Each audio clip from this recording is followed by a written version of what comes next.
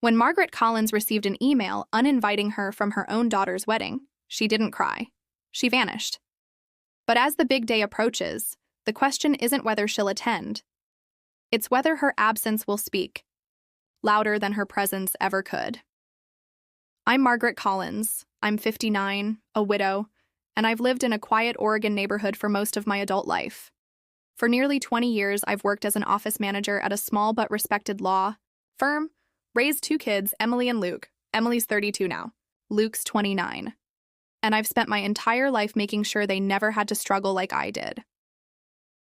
Last Tuesday, I got an email. No subject line. Just Emily Collins sitting in my inbox. I smiled before opening it, thinking maybe it was a sweet note or an update about her wedding. Just a few weeks ago, we talked about the florist she'd always loved since college. I'd already contributed $30,000 to secure the venue, photographer, and those flowers, but when I opened the message, the smile disappeared. Mom. That was how it started. Not Dear Mom, just Mom. Like a label. She explained that she and Andrew, her fiancé, had finalized the guest list for their Napa Valley wedding. And after much discussion, they'd decided it was best for me to watch the ceremony via livestream, not in person. Andrew's mother, she said, was particular about the guest count and wanted to keep things intimate. And then came the line that gutted me. If you want to be a part of it, you can watch through the Google Meet link we've created. It should be just like being there. LOL. I stared at that screen for a long time. My coffee went cold. My hands didn't tremble. I didn't cry, but something inside me shifted, quietly, like a fault line cracking open underfoot. I was still, standing but not the same. I replied with 4 words, sure. Enjoy your big day. No emotion, no confrontation, just a withdrawal. I wanted the silence to speak louder than any scream. That was the moment everything changed. I drove to work like it was any other Tuesday. Oregon's early spring air still held a chill, but I barely noticed. My mind kept circling a single question. How did we get here? At Caldwell Walker Law, I've been the glue that holds everything together. It's not glamorous work, but it's dependable. After my husband died when Emily and Luke were teens, I needed stability.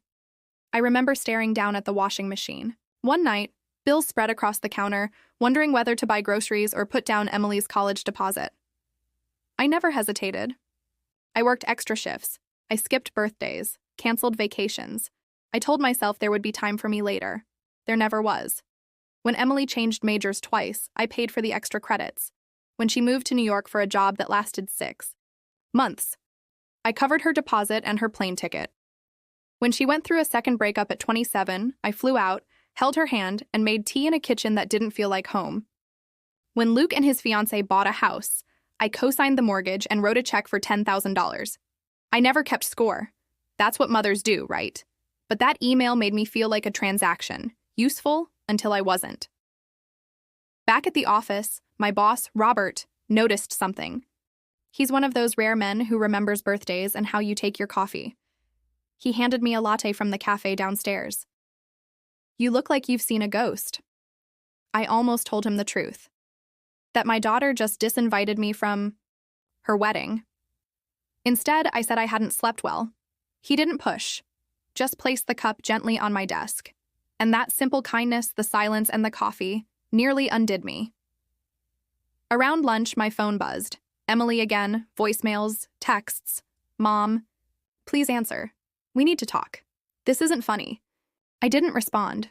Instead, I sat sipping my coffee and thought, maybe it's time I stopped being the one who always answers. That afternoon, I made a quiet decision, one that would shift the ground beneath all of us. I wasn't going to scream. I wasn't going to cry. I was going to act. After work, I drove to First Federal. Carlos, the branch manager, greeted me with a warm smile. Mrs. Collins, what can I do for you today? I sat down and placed my purse on the floor. I need to cancel a wire transfer, I said. Carlos blinked. The one to the Napa venue? Yes, he looked at his screen. Just in time. It hasn't been processed. There may be a cancellation fee. I understand. He paused. Are you sure? It's $50,000. I nodded. I'm sure. That $50,000 was the next installment, on top of the $30,000 I'd already sent. I signed the forms and left the bank without looking back. By the time I got home, I had 9 missed calls from Emily, 2 from Luke. One voicemail simply said, "Mom, please don't do this." I turned off my phone. In the kitchen, I reached for a bottle of red wine I'd been saving for Thanksgiving, when Emily had canceled her visit last minute. "Work," she said. I poured a glass, stepped out onto the porch, and watched the fading sunlight paint the quiet street gold. The birds chirped, a neighbor's dog barked, and the memories came. Birthdays are planned alone. Holidays spent pretending I wasn't waiting for a call. Shoes I didn't buy. A car I drove for 14 years. Vacations postponed. Sacrifices no one noticed. I thought about Andrew's mother, the woman who barely knew my daughter but whose opinion mattered more than mine. The one who decided I wasn't intimate enough for the wedding. And finally, I thought about myself, not as a mother, not as a widow, just as a woman. What do I want? Peace, dignity, a life that isn't measured by how useful I am to people who forget me the moment they're satisfied. That night, the doorbell rang, and everything shifted again. The doorbell rang at 9:13 p.m. I remember because I glanced at the clock just as I was refilling my glass of wine. I didn't move right away. I let the chime echo through the house, the same sound that once signaled Emily's friends arriving for sleepovers, or Luke showing up with takeout on surprise visits. Now it sounded different, like a summons. When I finally opened the door, Luke stood there, winded like he'd run from the driveway. Still in his work clothes, loosened tie, blazer wrinkled at the elbows. "Mom," he said. "What's going on?" I leaned against the doorframe. "You tell me." He ran a hand through his hair. "Emily called me sobbing, said you're not coming to the wedding, that you canceled the payment. She's freaking out." I didn't answer, just stepped aside to let him in. Luke walked past me and into the living room. He looked around like he was seeing the house for the first time. His eyes landed on the half-empty wine bottle and the folded check I had placed on the coffee table. The final invoice. Never sent. "I had to hear it from her," he said finally. "Why didn't you call me?" "Because I didn't want to. Explain myself to 2 of my children like I was a stranger." That stopped him. He turned slowly. "Is that what you think this is?" "No," I said. "That's what it feels like." We sat in silence for a few moments. I didn't cry. Neither did he. That was something we had in common, Luke and I. We never cried first. He spoke gently. "Mom, you know Emily's not good at boundaries or tone or people. She's stubborn and tone-deaf sometimes. She didn't mean to hurt you." I smiled, but it didn't reach my eyes. "She didn't even say sorry, Luke. Not once in that email. And now she's crying not because she regrets what she did, but because I'm not bankrolling it anymore." He flinched at that. "She asked me to watch her wedding online, like I was an old colleague, or an ex, not a mother who raised her alone for 20 years. Luke rubbed his face. "I told her it was wrong. I told her this was going to blow up." "Did you know before I did?" He hesitated. That was all the answer I needed. "You knew, didn't you?" I whispered. "She said Andrew's mom had concerns," he admitted, "and that you might prefer not to travel. That maybe live streaming would be easier on you." My voice sharpened. "I raised her to be brave, and kind, and loyal, and this is cowardice wrapped in convenience." He didn't argue. Stood up. "You know what hurts the most, Luke? I didn't even expect gratitude, just a seat at the table, just to be there." He looked at me with glassy eyes. "I'm sorry." "I know," I said. "And I believe you." Before he left, Luke turned at the doorway. "She'll probably come here, in person." "I'm not ready," I said. "Then maybe you should go somewhere." I looked at him. "Where?" He hesitated, then pulled a folded brochure from his jacket pocket. "Dad's cabin. I was planning to go there next week for a break. It's still in your name. Quiet. Peaceful." I stared at it. Still smelled like paper from a drawer. Maybe that's what I needed. Not revenge, not confrontation. 3 days later, I packed a weekend bag and drove to the small lakeside cabin my late husband built with his own hands. It hadn't changed in years. The porch creaked. The chimney leaned slightly to the left. And inside, the smell of cedar and old coffee grounds hit me like a memory. I lit a fire. I read a book. I walked barefoot through damp grass. My phone stayed off. That first night, I slept 8 hours straight. No dreams, no interruptions. Anai.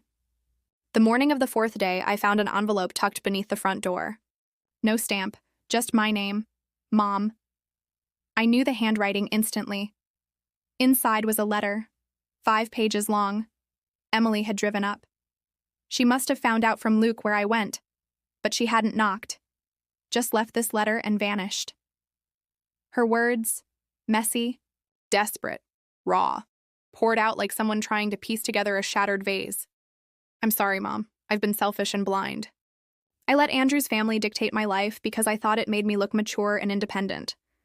But the truth is, I'm terrified. Of marriage, of not being enough, of losing control. And somehow, I pushed away the one person who always loved me unconditionally. She begged me to forgive her, asked me to come back, to stand with her. Not just for her, but with her.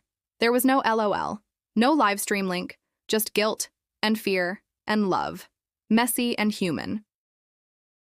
At the end of the letter, she had written, "If you still have the dress, wear it. There will always be a seat for you. But if you choose not to come, I will still understand. For the first time in my life, I want to give you a choice, not just expect your sacrifice." I sat there, fingers trembling slightly. This wasn't the same girl who wrote that email. This was my daughter, flawed, frightened, but finally honest. I placed the letter in my lap and stared out the window toward the water. And then, for the first time in years, I asked myself, what do I want next? It took me 4 hours to decide. Pace the wooden floorboards of the cabin until they creaked in protest. I read the letter 3 more times. I cried. I laughed bitterly at one point.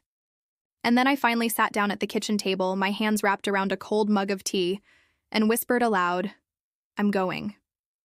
Not for her. Not for him. For me. For every late-night homework session, for every scraped knee, for every time I swallowed my pain so they didn't have to carry it. I wasn't just her mother.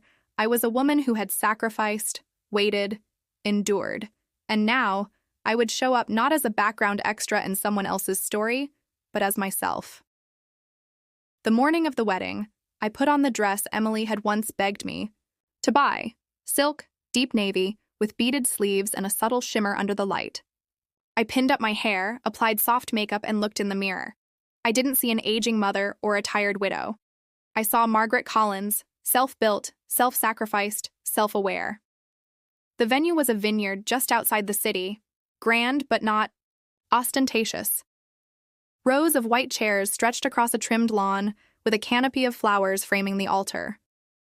A string quartet was tuning their instruments. Guests mingled in pastels and pearls. I arrived without fanfare. No dramatic entrance, no confrontation, but heads turned. And then Emily saw me. She froze mid-sentence, mouth parted in disbelief. Her bridesmaids looked confused.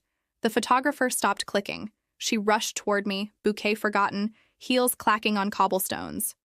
Mom? I said nothing. She reached out, then stopped short. You came. I read your letter. Tears welled up in her eyes. I meant every word. I believe you, I said. But belief doesn't erase the hurt. I know, she whispered. There was a silence between us. Not cold, but tense. The way silence sounds after thunder, when the world is deciding whether to rain again. Then Emily asked, will you sit with me before it starts? We sat alone in the bridal suite. Just us. No cameras, no flowers, just the truth. I was trying to be someone I'm not, she confessed, hands twisting nervously. I wanted Andrew's family to like me. I thought if everything looked perfect, I'd feel perfect. But I felt hollow. especially when I realized I'd erased you to impress strangers. I didn't raise you to be perfect, I said. I raised you to be present, real, accountable. She laughed, choked. You should have slapped me when I sent that email. I don't slap children, I said, smirking. I disappoint them. She winced. I softened. But I also forgive them. Eventually. She reached for my hand, and this time I didn't pull away. I took my seat in the front row, center, visible, undeniable. Andrew's mother glanced at me, quickly masking a polite smile. I returned it with the kind of grace that only comes from having nothing left to prove. The music started. The doors opened. Emily walked down the aisle with quiet dignity, not like a doll in a fairy tale, but like a woman who'd seen the cost of choices and still chosen love. When she reached the altar, she turned briefly and met my eyes, just for a second. But I saw it all there. Remorse, gratitude, love. And for the first time in weeks, I smiled without bitterness. During the reception, the DJ announced an unscheduled toast. Emily stood up, glass in hand. I wasn't going to say anything, she began, voice trembling. But this day almost happened without the most important person in my life. Not because she wasn't invited, but because I failed to honor her, properly. The room quieted. She's more than a mother. She's my compass. My reminder that strength can be soft, and love can be firm. And today, I am proud, not just to be a bride, but to be her daughter. She turned to me. Mom, thank you. For coming. For staying. For everything. I stood.